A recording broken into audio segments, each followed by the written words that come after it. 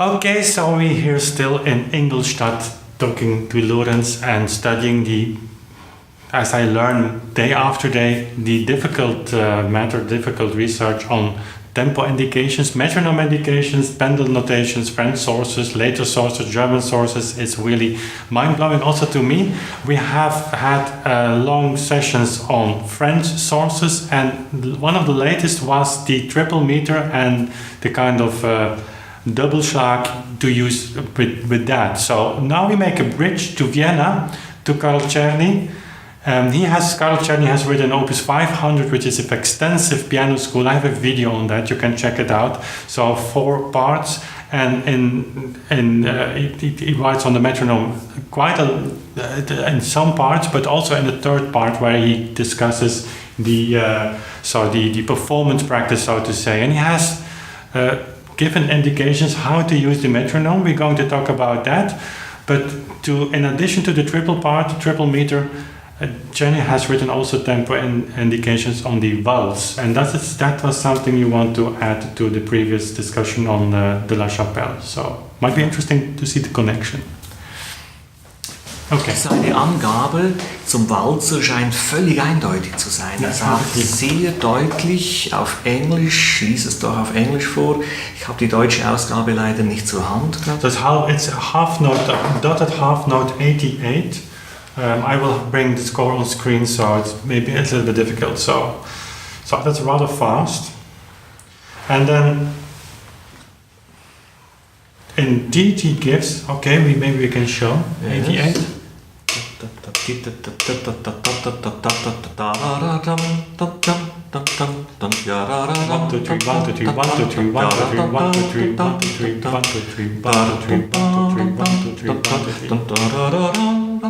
Okay.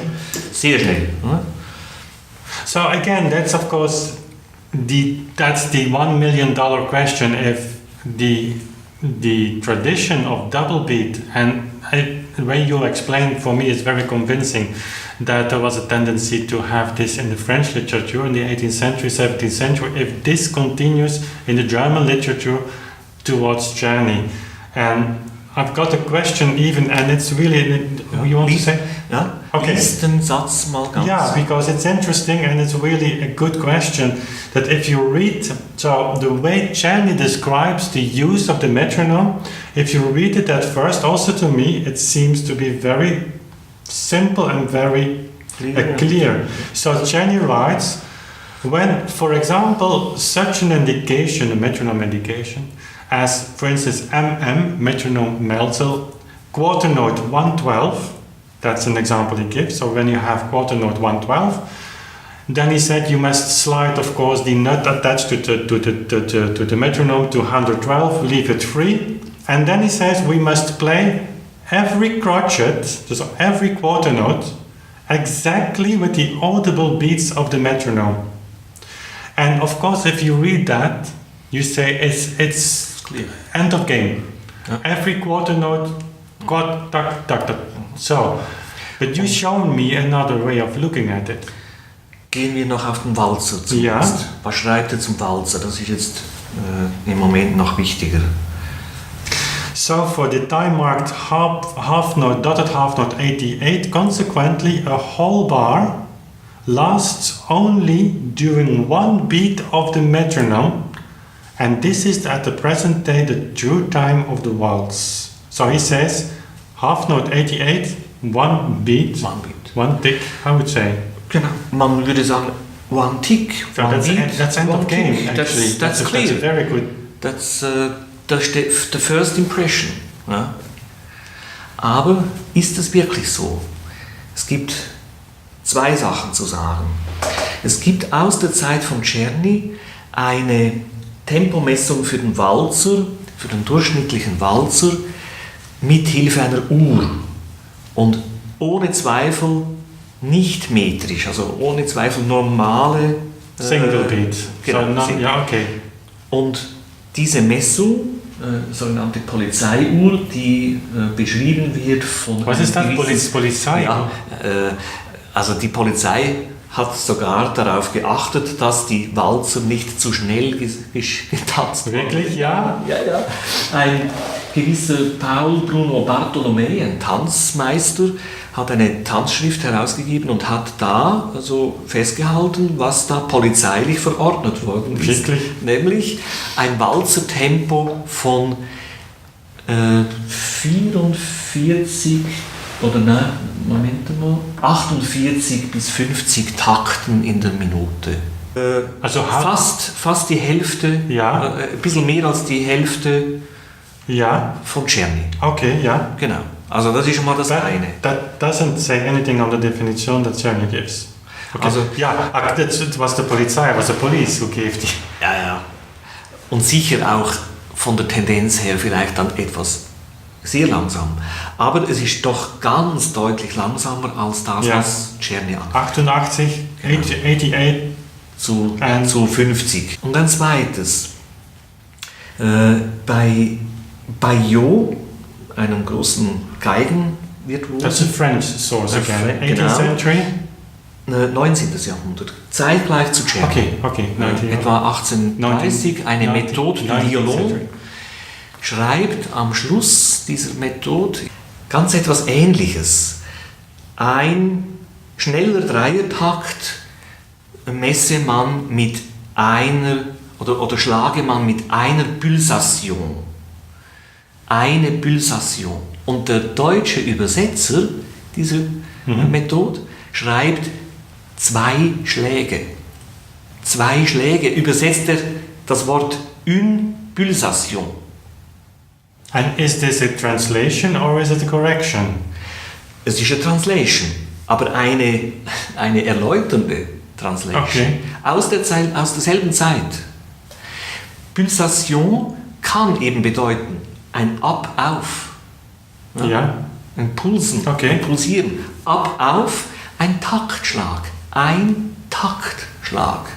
Und das ist ja auch völlig logisch, dass du einen ganzen Takt mit einem Taktschlag markierst, wenn es ein schneller Schlag ist, schneller Takt ist. Ein, oder? 1, 2, 1, 2, 3, 1, dann hast du einen Taktschlag. Ab, auf. Ja. Hier spricht er einfach nur vom Schlag. Und da könnte er das Metronom einfach als Taktgeber, als Anzeiger des Metrums verstehen. Und mit Schlag, Taktschlag gemeint. Yeah, it's interesting because someone gave that quote to me. I knew it, but of course you start reading again and again. So and he asked the question. Yeah, this is so obvious that it is single beat, but when you start looking at the phrase, so it's of course at the end. What you're saying here. To play every crotchet exactly with the audible beats, and again, it's not the waltz tempo; it is the quarter note 112. That's the example he gives. Yeah, the audible beats, but he says one crotchet with audible beats plural. So the singular plural. Of course, there's a grammatic. It's a way of saying that it makes sense that you say when the metronome is sticking with audible beats 80 in 112, you must play every crotchet according to the ticking metronome. He's not saying you have to play the duration of one quarter note is exactly one tick. That's he's not saying.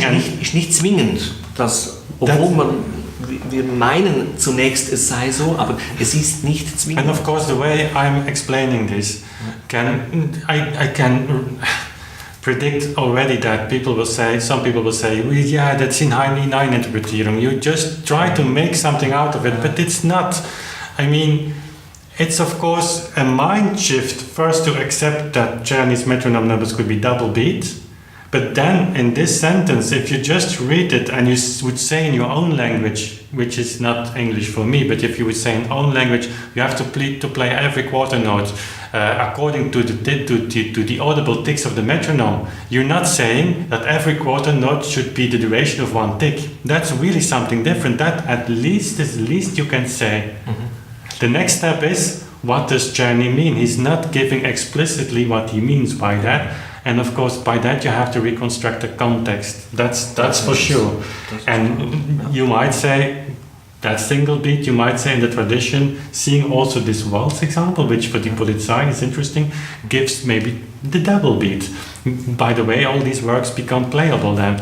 One thing before you continue, Lorenz, why is this Polizei tempo given in a single beat notation? So there was a use of practice of single beat already. Nein, es ist das Schauen auf die Uhr.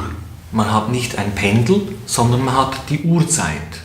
Und sagt, man schaut auf die Uhr, 1 Minute, wie viele Takte in einer Minute. Okay. Und dann ist es natürlich die normale Zeitmessung. Yeah. Because that's something we're going to cover in next chats as well between us. You have taught me up top. It's not all double beat. You have sources for single beat.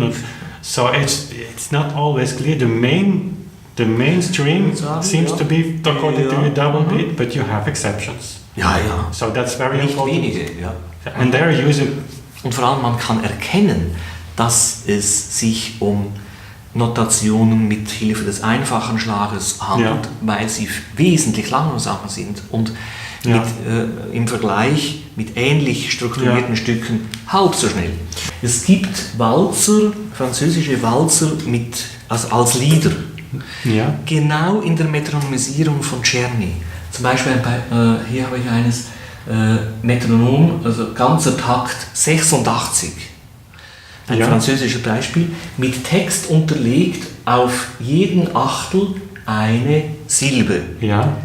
8 Silben pro Sekunde muss der arme Sänger singen. Das ist nicht schnell. Time to finish then this video. Up to the next. Thank you for watching, for subscribing to the channel. I'm interested in reading your comments here on the YouTube channel, and I will try to follow it on Facebook, but Facebook feeds is really going out of the roof. So I'm focusing a little bit on the YouTube channel and the comments, but interesting to read your feedback on this, because with Czerny, we come very close to the thing that most are researching, that's the metronome numbers. Okay, see you next time. Bye.